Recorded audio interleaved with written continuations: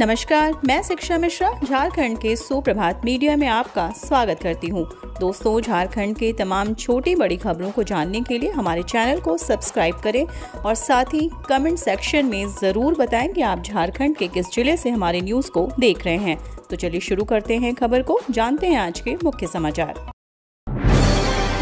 Jharkhand CM Hemant Soren की ED के सामने पेशी, बोले सरकार गिराने की साजिश। झारखंड के मुख्यमंत्री हेमंत सोरेन गुरुवार को प्रवर्तन निदेशालय के सामने पेश हुए। इससे पहले उन्होंने प्रेस कॉन्फ्रेंस में ईडी पर निशाना साधा। हेमंत सोरेन ने कहा कि ईडी के आरोप निराधार हैं। उन्होंने कहा कि जब से एजेंसी जांच कर रही है, जो आरोप लगे हैं वे कहीं से भी संभव प्रतीत नहीं होते। कहीं न कहीं एजेंसियों को जांच करने के बाद भी कोई ठोस निर्णय या ठोस आरोप लगाना चाहिए था।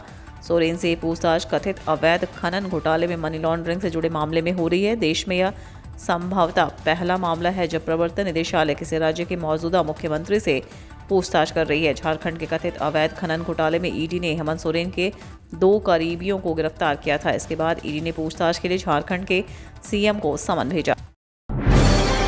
झारखंड राज्य चुनाव आयोग ने मेयरों के आरक्षण की सूची जारी की। रांची एससी, हजारीबाग एसटी के लिए रिजर्व। झारखंड राज्य निर्वाचन आयोग ने राज्य के नगर निगमों के मेयर के लिए आरक्षण की सूची जारी कर दी है। गुरुवार 17 नवंबर 2022 को यह सूची जारी की गई। इसमें बताया गया कि पलामू, गिरिडीह, देवघर, धनबाद, चास और मानगो के मेयर के पद आरक्षित रहेंगे। वहीं रांची, हजारीबाग और सरायकेला खरसावां के मेयर के पद आरक्षित रहेंगे।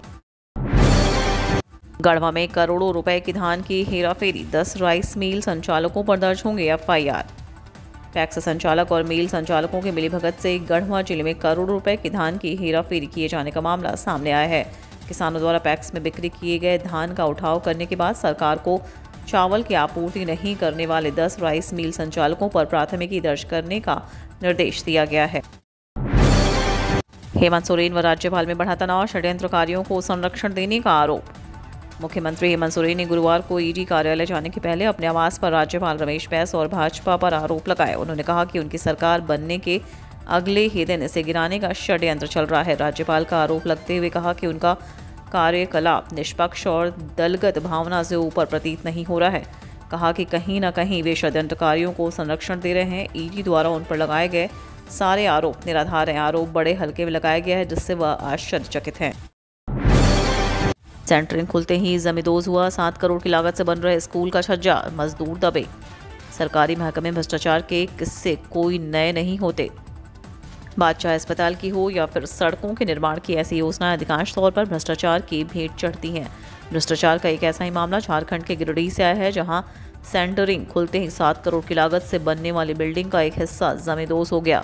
मामला शहर के +2 हाई स्कूल पचम्बा का है, जहां मॉडल स्कूल का निर्माण हो रहा है, लेकिन भवन बनने के साथ ही गुणवत्ता की असलियत सामने आ गई।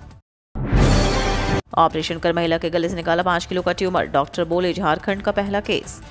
झारखंड की राजधानी रांची के मेडिका अस्पताल के डॉक्टरों ने 90 साल के वृद्धा के गले से 5 किलो वजनी ट्यूमर निकाला है। सिमडेगा की रहने वाली सुकुरमनी देवी के गले में बीते 7 साल से ट्यूमर था। शुरू में इसका आकार छोटा था, लेकिन पिछले 6 महीने में यह तेजी से बढ़ रहा था। इसके कारण बुजुर्ग महिला को सांस लेने में व खाना खाने में परेशानी हो रही थी। वृद्धा की तकलीफ देखने के बाद उनके परिजन 1 सप्ताह पहले ओंकोलॉजी विभाग के डॉक्टर मदन प्रसाद गुप्ता से परामर्श लेने आए थे, जिसमें डॉक्टर ने उन्हें ऑपरेशन की सलाह दी थी। रांची गुमला सड़क पर सर्वाधिक वाहन हादसे, जान के दुश्मन खतरनाक डायवर्सन। गुमला जिले का सबसे व्यस्त सड़क गुमला रांची मार्ग है। दुर्घटनाएं भी सर्वाधिक इसी सड़क पर होती हैं। इसके पीछे कई कारण हैं। फिलहाल इस सड़क का चौड़ीकरण कराया जा रहा है। इस दौरान ज़्यादा सावधानी बरतने की ज़रूरत है। निर्माण कंपनियों को विशेष ध्यान देने की ज़रूरत है। NHAI को नियमित मॉनिटरिंग करने की ज़रूरत है, लेकिन ऐसा नहीं हो रहा है।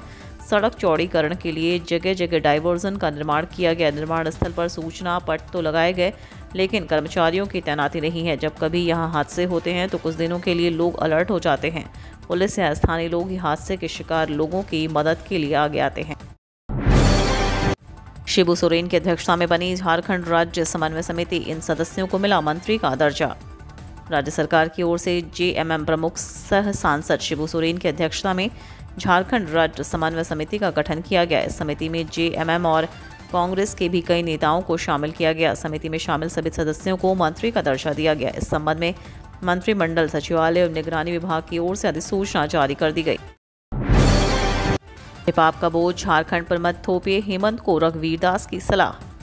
खनीज घोटाले में ईडी द्वारा पूछताछ के विरोध में मुख्यमंत्री हेमंत सोरेन के बयानों को पूर्व मुख्यमंत्री रघुवीर दास ने चोरी और सीनाजोरी करार दिया। उन्होंने कहा कि केंद्र की नरेंद्र मोदी की सरकार किसी भी भ्रष्टाचारी को बख्शने नहीं वाली है। हेमंत सोरेन जब अपने नाम खनीज का पट्टा और पत्नी के नाम जमीन का पट्टा ले रहे थे तो बहुत अच्छा लग रहा था। अब जांच और कार्रवाई हो रही है तो वे भाजपा की साजिश बता रहे हैं। अपने पाप को छिपाने के लिए कार्रवाई को आदिवासी और मूलवासी के खिलाफ बता रहे हैं। पूर्व सीएम रघुवीर ने कहा, मुख्यमंत्री हेमंत सोरेन जी अपने पापों का बोझ जनता पर ना थोपें। जनता इस गठबंधन की सरकार की असलियत को पहचान कर सड़कों पर उतरकर आक्रोश व्यक्त करना आरंभ कर दी है। समय आने पर जनता सरकार को उखाड़ फेंकने में जरा भी देर नहीं करेगी। G20 समिट में बोले पीएम मोदी, गरीबी के खिलाफ वैश्विक जंग में डिजिटल तकनीक सशक्त हथियार। प्रधानमंत्री नरेंद्र मोदी ने डिजिटल क्रांति को इस युग का सबसे उल्लेखनीय बदलाव बताते हुए कहा कि गरीबी के खिलाफ दशकों से जारी वैश्विक लड़ाई में डिजिटल तकनीक का उचित इस्तेमाल काफ़ी कारगर साबित हो सकता है। प्रधानमंत्री मोदी ने G20 शिखर सम्मेलन में समूह की अध्यक्षता भारत को सौंपे जाने के अवसर पर कहा कि डिजिटल समाधान जलवायु परिवर्तन से निपटने में मददगार साबित हो सकती है। उन्होंने कहा कि हमने वैश्विक महामारी के दौरान डिजिटल तकनीक को घर से कामकाज की सुविधा उपलब्ध कराने और कार्यालयों को कागज रहित बनाने में काफ़ी कारगर पाया था।